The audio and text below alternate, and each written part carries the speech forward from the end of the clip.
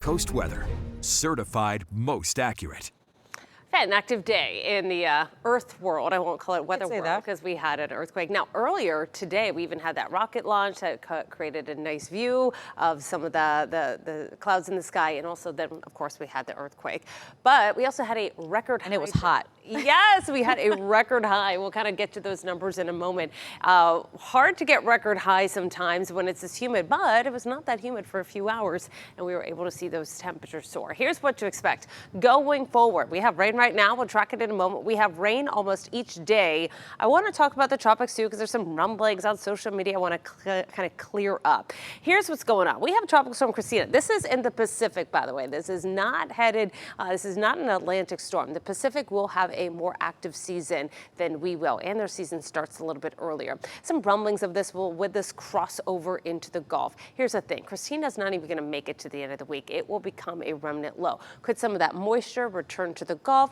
Yeah, maybe. But as far as a tropical storm that we're tracking for the Gulf, that is not the case. In fact, we are not expecting anything to develop over the next 7 days. Look how quiet it is in the Atlantic. Now, when we go closer and look at Central America, it is very active, especially south of Central America, but that is typical this time of year. Could there be a little bit of moisture that returns into the Gulf? And is possible, but for now, one, that wouldn't even bother us here in Florida, but two, it doesn't look likely at this point. We'll keep you up to date. We're not tracking anything in the tropics here in our neck of the woods.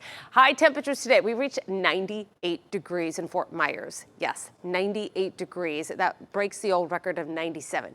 How did it get so hot? Well, we had a brief window where the dew points dropped into the upper 50s, and that's when the temperature started to climb.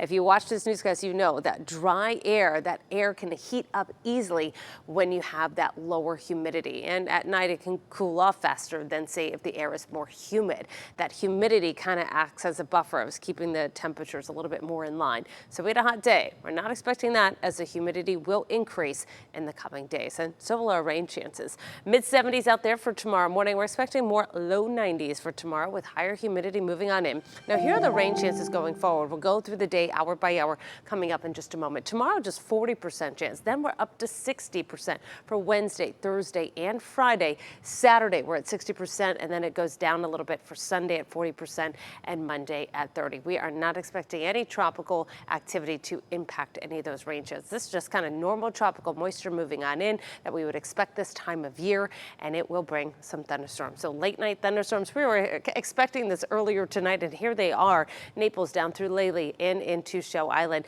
It's moving pretty slowly, so maybe out of here by 11:52, but when these storms start to weaken, they can kind of slow down a little bit. So I timed out the back edge of this line at its current motion, about 12 miles per hour, and it's moving pretty slow on that back edge. So maybe just some good sleeping weather. Hopefully it's not bothering your dogs too much for tonight. What to expect rain-wise for tomorrow will be a very typical afternoon for as far as afternoon thunderstorm activity goes. Pretty isolated to start. We will have a few downpours, but not everyone will get rain. I get a lot of angry people that I say, hey, it's going to rain, and it does rain, but not at their home. Be advised that every day will look a little bit different. On Wednesday, we're going to start off dry, but Wednesday we start to bump up the amount of coverage that we'll see.